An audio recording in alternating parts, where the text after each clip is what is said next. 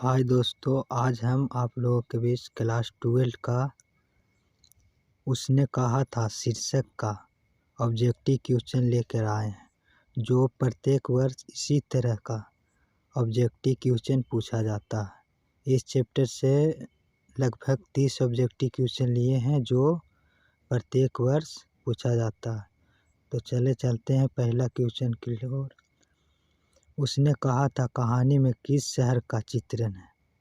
तो पहला क्वेश्चन का आंसर होगा, उसने कहा था कहानी का किस शहर का चित्रण है। तो पहला चैप्टर का आंसर होगा ए में दिया है क्या चीज़? अमृतसर। ए में अमृतसर। चलिए अगला दूसरा क्वेश्चन की ओर चलते हैं। दूसरा क्वेश्चन है लहना सिंह के गांव का क्या नाम था? लहना सिंह के गांव का क्या नाम था? तो इसका आंसर होगा मांझे। लहना सिंह का गांव था, उसका नाम था मांझे। चलिए तीसरा क्वेश्चन की ओर। तीसरा क्वेश्चन है लहना सिंह किस पद पर था? लहना सिंह किस पद पर था? तो इसका आंसर हो जाएगा 3 का सी, जमादार। लहना सिंह था जो जमादार पद पर था। अगला क्वेश्चन 4 का लहना सिंह की मृत्यु किसकी गोद में हुई? लहना सिंह की मृत्यु किसकी गोद में हुई? तो 4 का आंसर हो जाएगा बी, बाजीरा सिंह। बी हो जाएगा बाजीरा सिंह। चलिए अगला क्वेश्चन की ओर हम चलते हैं। प्लूटन का विध्वंसक कौन था? प्लूटन का विध्वंसक कौन था? तो 5वां का आंसर हो जाएगा सी। 5वां का आंसर सी, वजीरा सिंह। 5वां का आंसर सी, बाजीरा सिंह। चलिए छठा क्वेश्चन की ओर। सूबेदार हजार सिंह के लड़के का नाम क्या था? सूबेदार हजार सिंह के लड़के का नाम था, जो 6 का आंसर हो जाएगा ए, बोधा सिंह। 6 का आंसर बोधा सिंह। चलिए अगला क्वेश्चन की ओर चलते हैं।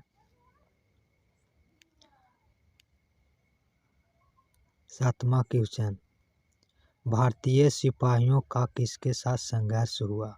भारतीय सिपाहियों का किसके साथ संघर्ष हुआ? तो 7 के आंसर हो जाएगा जर्मनी के साथ।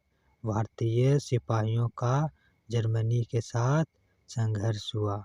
8वां चैप्टर जर्मन लेफ्टिनेंट को किसने मार गिराया? जर्मन लेफ्टिनेंट को किसने मार गिराया? तो 8 का आंसर हो जाएगा सी, लहना सिंह ने। लहना सिंह, इसमें लहना सिंह का वर्णन ही किया गया है। और ये चैप्टर जो पढ़ लेगा वो आसानी से इस सभी क्वेश्चन का आंसर सॉल्व कर सकता है। और प्रत्येक वर्ष इसी लगभग क्वेश्चन से आंसर पूछा जाता है, यही से क्वेश्चन पूछा जाता है ऑब्जेक्टिव में। और प्रत्येक वर्ष 1-2 क्वेश्चन उसने कहा था शीर्षक से ऑब्जेक्टिव दे देता है। इस बार भी आवेगा, इसलिए ध्यान से पूरा वीडियो देखें। 9वां क्वेश्चन सिख राइफल्स के जमादार लहना सिंह का नंबर क्या था? तो 9वां का आंसर हो जाएगा ए, 77। सरकार ने सूबेदार को जमीन कहाँ दी? सरकार ने 10वां क्वेश्चन सरकार ने सूबेदार को जमीन कहाँ दी? तो 10 का हो जाएगा डी, लाइलपुर में। लाइलपुर। 11वां क्वेश्चन 11वां क्वेश्चन है गुलेजरी का जन्म हुआ था। गुलेजरी का जन्म हुआ था 11 का आंसर हो जाएगा बी, जयपुर राजस्थान में। गुलेजरी का जन्म जयपुर राजस्थान में। अगला क्वेश्चन सुखमय जीवन किसकी रचना है? सुखमय जीवन किसकी रचना है? 12 का आंसर हो जाएगा ए, चंद्रधर शर्मा गुलेरी। गुलेरी, चंद्रधर शर्मा गुलेरी। उसने कहा था कहानी कब प्रकाशित हुआ? 13 क्वेश्चन उसने कहा था कहानी कब प्रकाशित हुआ? तो ये कहानी प्रकाशित हुआ था 1915 में। 13 का सी। अगला क्वेश्चन है कछुआ धर्म किसकी कृति है? कछुआ धर्म किसकी कृति है? तो 14 का आंसर हो जाएगा डी, चंद्रधर शर्मा गुलेरी। चंद्रधर शर्मा गुलेरी। पुरानी हिंदी रचना, पुरानी हिंदी रचना कौन है? 15 का पुरानी हिंदी रचना कौन है? 15 का ऑप्शन हो जाएगा 4 गो में, वो डी है, चंद्रधर शर्मा गुलेरी। 16वां क्वेश्चन, कौन सा निबंध गुलेरी रचित नहीं है? कौन सा निबंध गुलेरी रचित नहीं है? तो इसमें क्वेश्चन हो जाएगा 16 का आंसर बी, मजदूरी और प्रेम। मजदूरी और प्रेम। 7वां क्वेश्चन, कुड़ाई का क्या अर्थ होता है? कुड़ाई का क्या अर्थ होता है? तो कुड़ाई का अर्थ होता है मंगनी। इसको हम लोग का भाषा में कहा जाता है विवाह। तो कुड़ाई का अर्थ मंगनी। 18वां क्वेश्चन, बोधा कौन था? बोधा कौन था? तो बोधा जो था वो सूबेदार हजार सिंह का बेटा था। बोधा सूबेदार हजार सिंह का बेटा था। इसका आंसर हो जाएगा डी। चंद्रधर शर्मा गुलेरी की कहानी कौन सी है? चंद्रधर शर्मा गुलेरी की कहानी कौन सी है? तो 19 का आंसर हो जाएगा सी, उसने कहा था। उसने कहा था कहानी का लेखक कौन है? चंद्रधर शर्मा गुलेरी।